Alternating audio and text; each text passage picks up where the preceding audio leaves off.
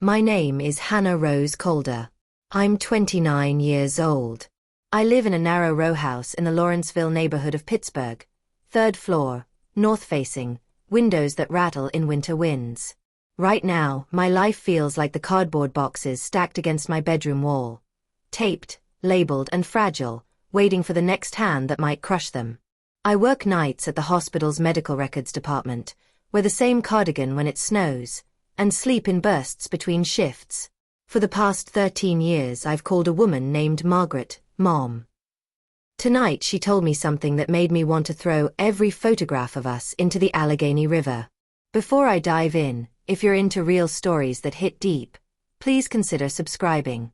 Sharing this isn't easy for me, but maybe someone out there needs to hear it. It was a Tuesday in late October. The air had that damp metallic smell that comes right before frost, like pennies and wet leaves, and the streetlight outside gave the living room a jaundiced glow. The house smelled of coffee and lemon-scented cleaner, and somewhere upstairs a radiator clicked like a slow, tired heart. In the hallway my shoes lined up like notes in a song I learned to play over and over. My sneakers, scuffed, Margaret's sensible loafers, a pair of work boots that had never fit me. That was when she said it. "You were always temporary," she said, as calmly as if she had read it in a book and was telling me the weather report. The words landed heavier than anything I could have anticipated. For 13 years they'd been my anchor, the steady beat behind my days. But that sentence, short, final, transformed my history into a waiting room. I had to sit down on the staircase to stop my legs from buckling. My hands went numb in the way they do when I cry hard enough to forget how to breathe. We'd gotten into it, though calling what happened an argument would make it seem equal. I had come home from my shift with a duffel bag, small, because I still couldn't imagine the scale of leaving, and she had been waiting at the dining table with a folded piece of paper and a cup of tea gone tepid. There was a note of something in her voice I couldn't name, a softness that had hardened into resolve. "You know the lease changes in December," she began. "My son, Jason, comes back the first of the year. I promised he'd have his room. It's only fair." "Jason," I repeated, because the name felt like a wind that had come through without anyone warning me. Jason, her biological son, had been a rumor that lived in the corners of our family photos, a pale, smiling teenager in an old frame that never seemed to make eye contact. He had left when he was 19, years before I arrived. Nobody had said why he'd gone, and when he checked in it was never more than a postcard. I had patched my life into the spaces he left. "You can stay until the holidays," she said, like an offering and a verdict. "But then, you expect me to just leave?" I asked. My voice sounded foreign. Somewhere outside, a car's brakes snarled, and Margaret's clock ticked like a metronome. She shrugged. "You knew it was temporary when you moved in." The room was small, a place where the walls had absorbed lullabies and scoldings in equal measure. My posters were still taped to the wall, faded maps, a ticket stub from a concert, a photograph of me in a hospital gown during orientation week, grinning through fear. My bed smelled faintly of laundry detergent and the shampoo I like because it smells like lavender fields I have never seen. All those small personalities of a life I'd built in the cracks of other people's certainties felt suddenly ephemeral. There are moments in life that become hinge points. They don't look like much when they happen. You think there'll be another Tuesday. They're not. They are the slow chisel that finally breaks what you thought was stone. My phone, on the table, buzzed with a message from a coworker. I stared at it and couldn't read the words because the sound of her telling me I had to go started playing behind my eyes like bad tape. I remember the smell of the lemon cleaner and the way the afternoon light hit the wood grain of the table. So ordinary, so domestic. I remembered my toes curling inside my shoes, a small animal instinct to guard the inside. Margaret's jaw clenched the way it did when someone took one of her plants and snapped the stem. There was a tiredness in her gaze I hadn't seen when she tucked me in during the winter storms years ago, the sort that belongs to someone who has learned to count out love like rationed sugar. "Do you have anywhere to go?" she asked. It wasn't a comforting question. It was the checking of a box. I did. I had a friend Honor, staying in a studio across town, who had offered my couch once when I'd had a night I couldn't face my own apartment. I had savings scraped from overtime, enough to cover a deposit and a few weeks' rent if I moved quickly. But none of that filled the hollow left by the implication, by the very phrase she'd used. Temporary. It's a word with an expiration stamp. It implies there's a clock you missed, a term you never signed. Let me be honest, I had never known my birth parents. There are gaps where I kept the edges of myself soft so people could fit there. Margaret was supposed to be the person who filled one of those gaps. She picked me up at a bus station when I was 16 and homeless after a foster placement fell through. She took me in, signed school forms, went to my first parent-teacher conference, had a habit of leaving the Bible on top of the fridge like a cameo. For a time, we were my version of family. We had fights that ended in awkward dinners, laughter that patched a couch seat, rituals like slices of apple pie and the radio humming old country songs on weekend mornings. There were also things we never said: where exactly Jason had gone, why Margaret never updated his photo in the hallway, why there were nights she sat at the kitchen table until dawn and cried into her hands. If this is resonating with you so far, a like really helps us reach more people. I know that sounds odd, but small support sometimes feels like a lifeline. The night she told me I was temporary, Margaret brought out boxes, sturdy cardboard, labeled in her neat hand with things like winter blankets and Christmas decorations. She put these boxes on the kitchen floor with the kind of care reserved for fragile heirlooms. It struck me as a ritual. She was boxing parts of our life, as if memory could be packed away and aired out later. What about everything we've built? I asked. Our plans? The house. You said we'd get a new couch last summer and then never did it. How does that mean I'm temporary? She folded her hands over the teacup. I never promised you a lifetime. I opened my home. I did something I didn't have to. That doesn't mean it was unconditional forever. Hearing her say it, that plainly felt like a betrayal, but also like watching a locked door finally open and revealing the room of things she had kept to herself. There was relief in the honesty and a roar of grief. It was a paradox I couldn't reconcile in the moment. That night I lay awake in bed listening to the radiator and to my own panicked thoughts. I packed a suitcase I didn't want to pack. The shirt tucked into it smelled like my sister's perfume. No, I don't have a sister. I'm thinking of the sister I wish I had. I slept in fits, with tears that left salted tracks on my cheeks. And in the morning the house smelled like coffee reheated in a microwave and the faint trace of lemon cleaner that didn't go anywhere.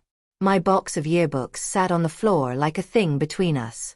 I had been given a deadline, and a label: temporary. The words settled into me with the weight of an old bruise. They would not go away easily. The rest of the story, the part that starts with a return and a suitcase and a familiar face that I'd forgotten how to hate, that comes next. Don't forget to subscribe if you want to hear how this ends. There are people who tell me their own stories when I post these, and it helps us all not feel so alone. The winter came early that year, bringing sharp wind and a thin sheen of ice that turned the city sidewalks into a cautious ballet. I had moved into Anna's studio with 2 suitcases, a box of books, and a pride I could barely carry. The studio smelled of canned soup and old books. Anna brewed coffee that tasted like burnt hope and laughed like it cleansed both of us. Sleeping on her couch felt like living in someone else's story, but there is a peculiar clarity that comes from displacement. You notice things, the exact way a kettle whistles, the way light slants across a cracked window in the afternoon, the rhythm of your own breath. Margaret called twice a week at first, short calls that slid across the line like careful ice skaters, touching but never embracing. Each time I put on a practiced smile, held a reserve of politeness, asked about groceries and whether she wanted anything. Some days she told me she missed me. Other times she'd ask, almost solicitously, if I had found somewhere to go yet. Those calls were like medicine that didn't take, tasting like sugar but doing nothing inside. Then Jason came back. He arrived like a storm that had been forecast but ignored, sudden, loud, and impossible to ignore. He was taller than I remembered from the yellowed photograph in the hallway. His jaw had settled into a permanent, stubborn set. He brought with him a duffel bag that smelled faintly of motor oil and cheap cologne. The house seemed to bend around him. Coffee cups were left in his wake like small claims on the kitchen table. Margaret lit up around him in a way that made my lungs tighten, an offering of a space I didn't have access to. I met him one evening when I went over to return a small wooden box I had borrowed. He stood in the doorway like he owned the frame of it, as if the threshold itself expected his weight. Up close, his eyes were a mirror of Margaret's, but colder. He shook my hand and said, "Hey, you're Hannah, right? Mom talks about you." "She does," I said, and the question felt foolish, like asking whether rain falls. She had spoken my name in lists, in reminders, in mild rebukes. She had not spoken it like a claim, until now maybe. One night, during dinner, there was an argument that feels now less like a single event and more like the culmination of erosion. Jason had come home late. He had slammed the back door, the sound ricocheting through the house like a thrown plate. Margaret stood, face flushed with an energy I had never seen directed at anything other than the TV remote. "You promised me that room," he said. His voice had the practiced edge of someone who expects things to bend in his direction. Margaret's hands trembled as she set down her fork. "I told you you'd have it when you came back. I always said that." "And when did that start?" I asked, unable to stop myself. "Before I moved in or after? Because last I checked I didn't sign a rental agreement." "You didn't," she said. "Hannah, you moved in knowing it was temporary." "Excuse me," I said. "When would I ever have known? I was 16 and homeless. And you?" "I did what I could," she interrupted, "and that cut like glass. I fed you. I clothed you. But there's only so much I can do, and you can't live here forever." That night the argument rattled like distant thunder. Jason threw the word, temporary, at me like a stone. "You were always temporary," he echoed, the same line Margaret had told me the first night. When they said it together, it felt like a sentence given in chorus. I left the table and walked outside into the cold that tasted like pennies and the faint ghost of car exhaust. The neighborhood was quiet except for a dog barking, and ice crunched under my shoes. The sky over Lawrenceville was a bruise, low and swollen. I pressed my hands into my jacket pockets and felt the ghosts of every hand that had pushed me away. The physical sensation in my chest was sharp and almost animal, like someone had stuffed a fist of cold into my ribs. Later that week I found an old box in the attic when I went to fetch a winter blanket. The house had that attic smell, mothballs and old paper, a dust that floats like memory. In the box were letters, brittle at the edges, tied with a ribbon that had once been blue. The handwriting was Margaret's. I sat on the attic floor, the sun cutting slats through the dust, and read things I had not known. A series of notes addressed to Jay, and, "For when you come back," and a folded newspaper clipping about a man who had left town in something like shame. There was a small photo of a younger Margaret holding a baby, smiling as if she had a future laid out in front of her. The baby in the photo looked like Jason. There were other letters too, short, apologetic notes to someone who had not been made my family. I felt a slow, terrible understanding fill me. Margaret had lived a life before me, one that had been messy, compromised, and held together with promises she made to a son who left. Maybe she had been young then, scared, or cornered by circumstances I could not imagine. Maybe Jason had broken and she had been waiting for him to come home. Maybe she believed she owed him something that felt bigger than the debt she made to me when she took me in. None of those maybes erased the way the word temporary felt like a verdict cast in stone above my crib. I started seeing patterns in the house, small rituals that suddenly had meaning. Margaret set extra plates out sometimes when she knew Jason was coming. There were empty rooms on the second floor that seemed reserved for a return.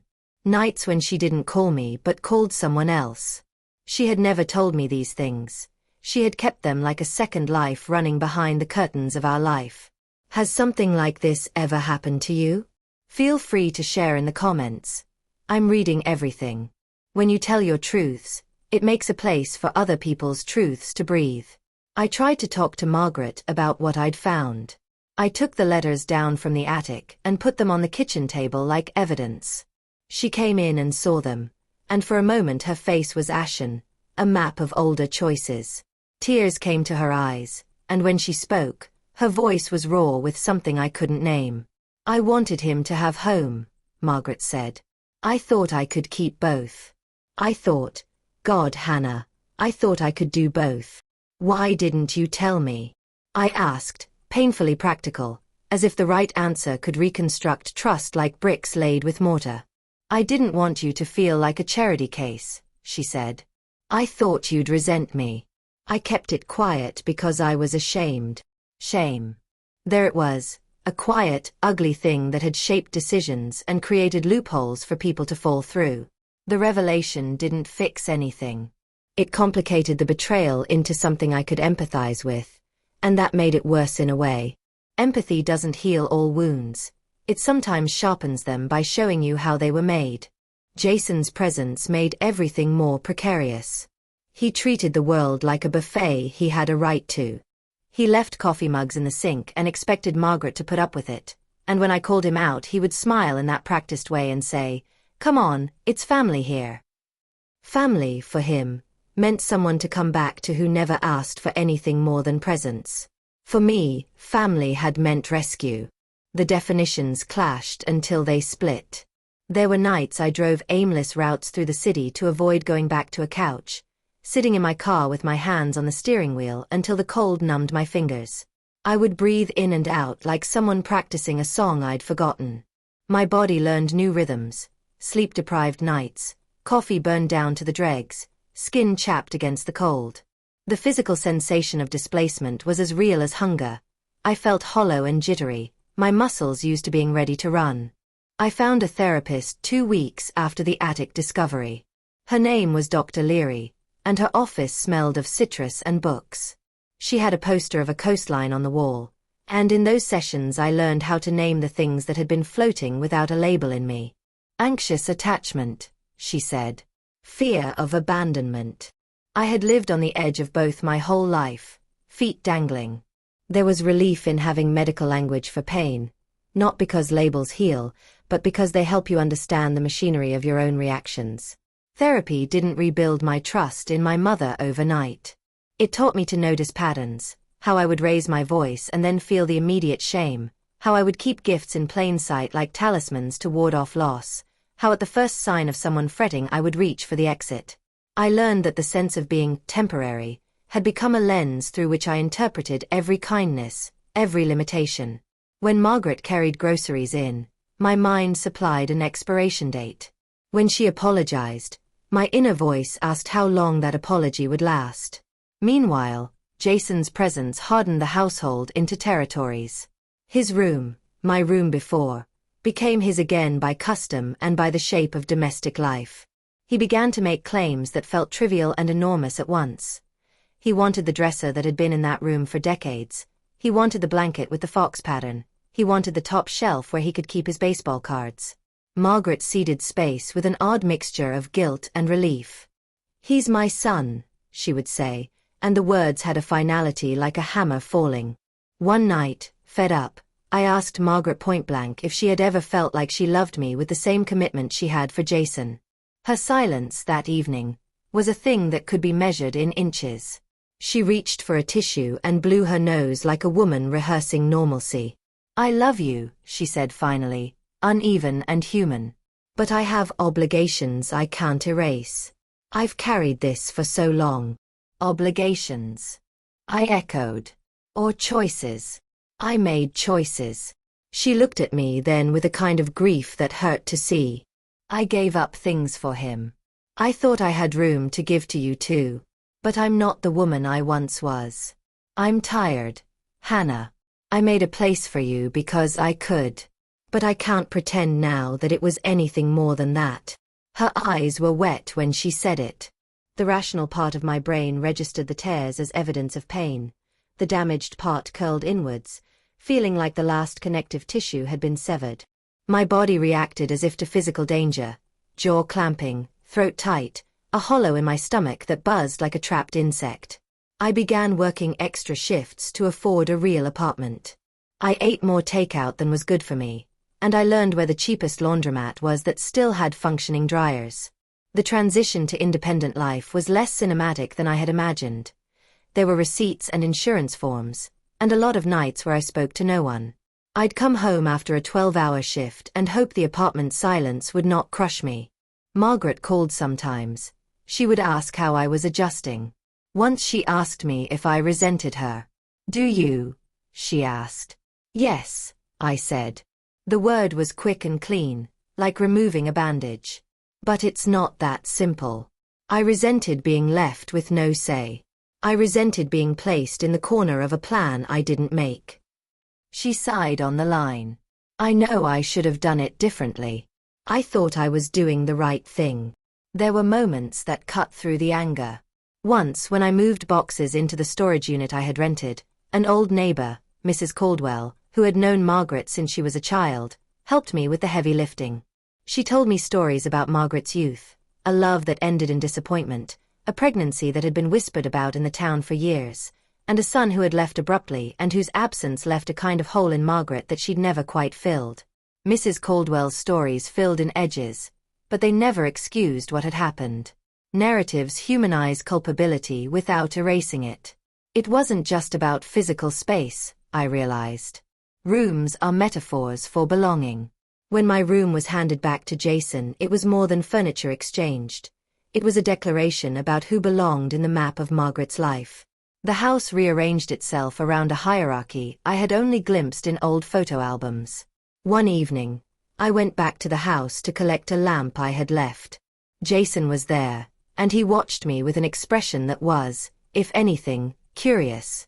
"You took it pretty hard," he said. "What, losing a room?" I shot back. My voice had a brittle edge. He shook his head. "Losing everything.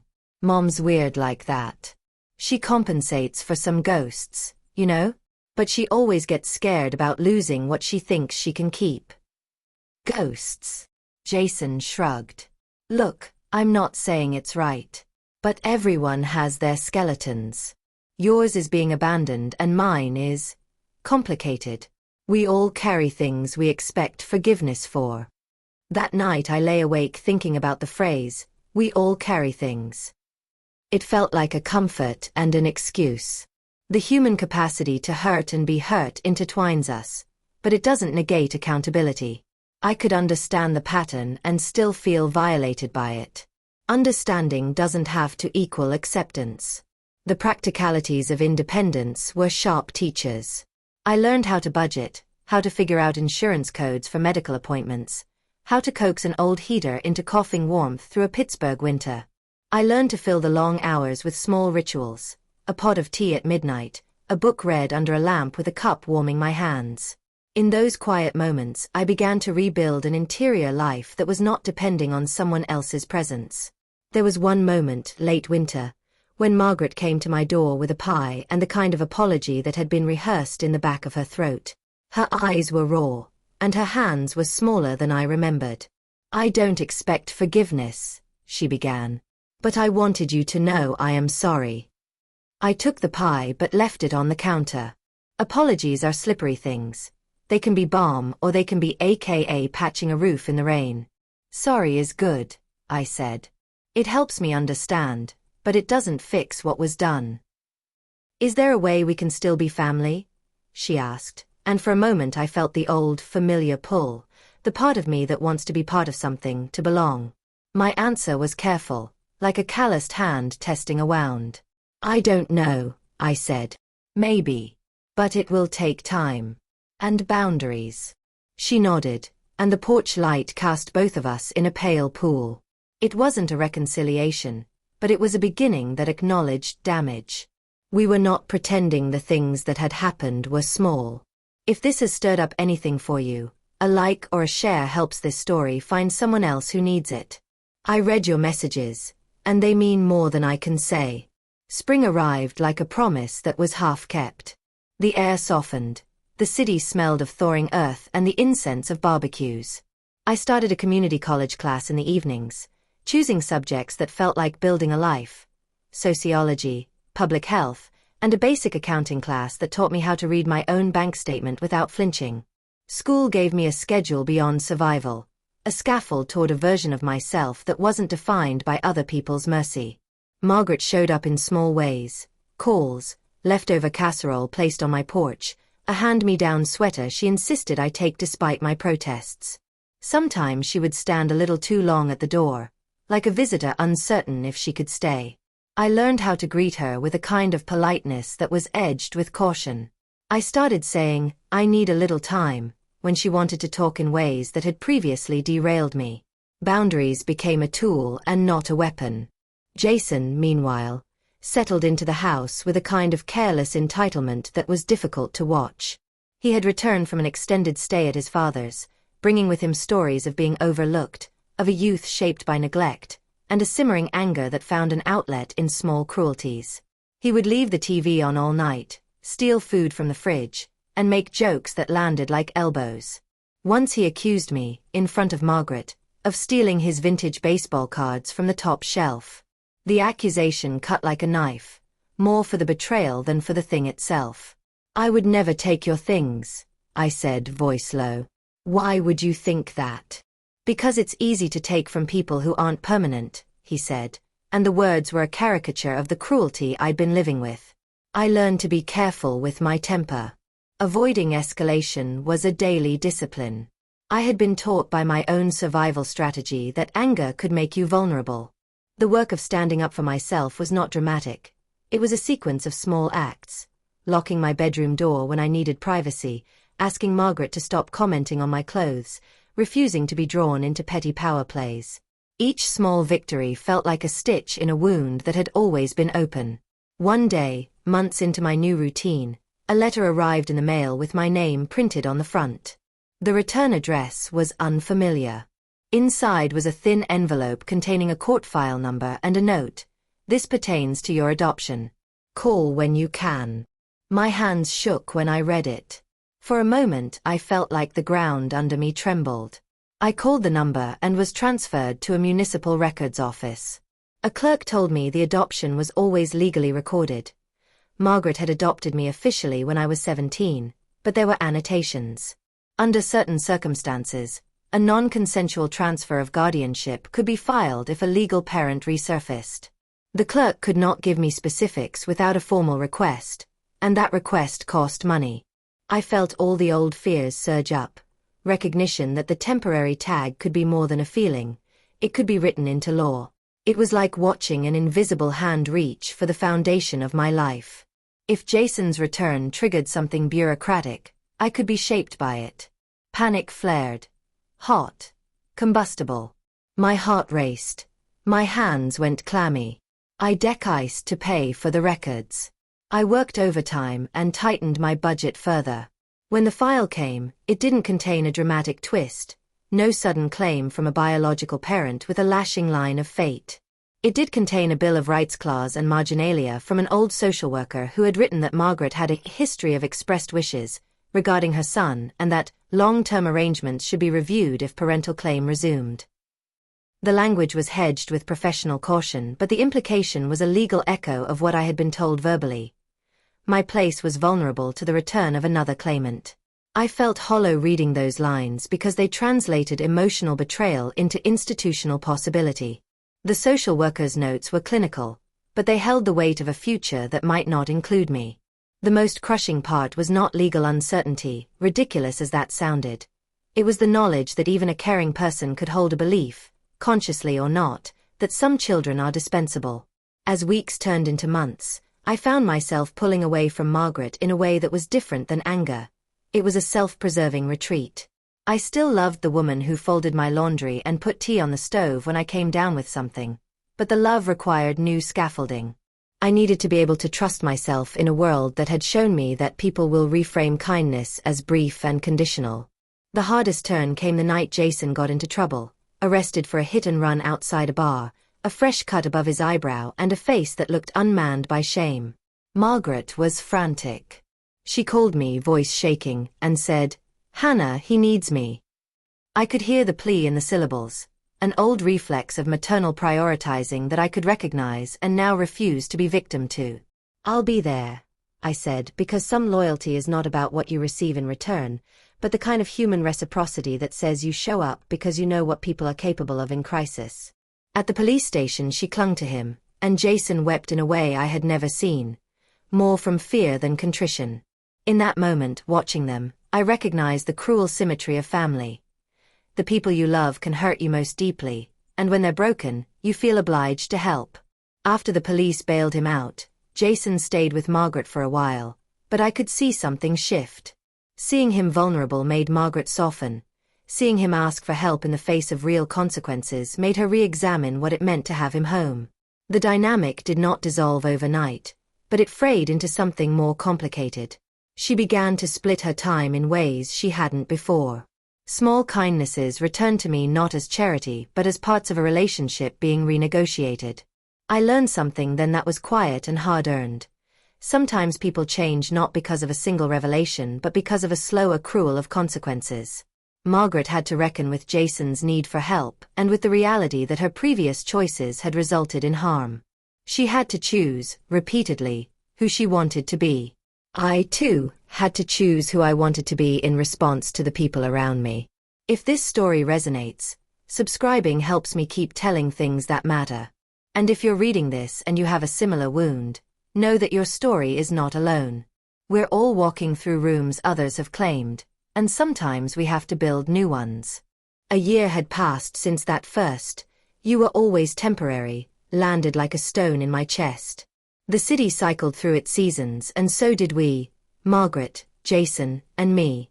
The house on the corner of a street that smelled of fryer grease and recently mown lawns gradually made room for a new arrangement of being. The change wasn't tidy or complete. It was messy, like sewing a new pattern onto an old coat. I moved into my own apartment that spring, taking with me the lamp I'd gone back for and the box of letters from the attic. The apartment overlooked a small park where kids played and old men argued over chess moves. I learned the geometry of my new life, where sunlight would hit the floorboards, what time the pigeons would start cooing, and how to navigate the elevator when someone insisted on pressing all the buttons. My apartment smelled like hot soup in winter and coffee grounds in the morning. There was an intimacy to uneven dishes and the way the shower curtain sagged. Little rituals stabilized me. My relationship with Margaret settled into a quieter honesty. We had begun attending family therapy together, awkward at first, then useful, almost like learning a new language for communicating in a house that had been multilingual in its grief. We still argued. We still had days when the old familiar fractures opened like paper in a draft. But there were also moments that felt like repair, a hand on the small of my back as we walked through a grocery aisle, a voicemail from Margaret one afternoon asking about my day, a raw, "I'm sorry" with no preface or excuse. Jason, to his credit, started to take responsibility in ways that seemed surprising. He enrolled in a vocational course and showed up for appointments. He learned the fine margins of accountability, paying fines, attending required meetings, and the stoop-shouldered independence that comes from realizing you cannot rely on others to fix the architecture of your mistakes forever. It was not a complete transformation. He remained complicated and occasionally cruel. But he became, in small ways, less of a storm and more of a weather pattern that could be understood and predicted. The attic letters turned into a conversation starting point in therapy.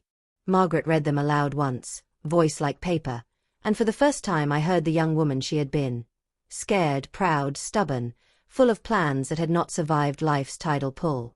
She did not defend her choices the way she might have once. She simply explained them. There was no absolution, but there was context. The context didn't make the pain evaporate. It made it possible to see the human figure behind the decisions that hurt me. One afternoon, months later, I sat at my kitchen table and ran my fingers over the edges of a photograph, one taken on a summer afternoon when we had gone to a small county fair. Margaret's arm was around me, and Jason's profile was in the background. We had seemed, then, a shaky mosaic of love. I realized that our family had never been all one thing or another but a set of overlapping loyalties and failures, like Venn diagrams with ragged edges. I learned to name my own needs and speak them. I told Margaret I needed consistent communication and honesty. I told Jason I would not tolerate passive-aggressive digs or attempts to minimize my vulnerability. I told myself, and this was perhaps the most radical thing, that my worth was not contingent on being permanent in someone else's home. I could be transient in places and enduring in myself. Forgiveness arrived slow, as a muscle rehabbed. Sometimes I could forgive. Other times I could not. Forgiveness, I discovered, is not a command but a choice that you return to if it feels life-giving. I forgave Margaret enough to let her be part of my life without making her the center of it. I forgave Jason enough to respond to his injury with compassion rather than revenge.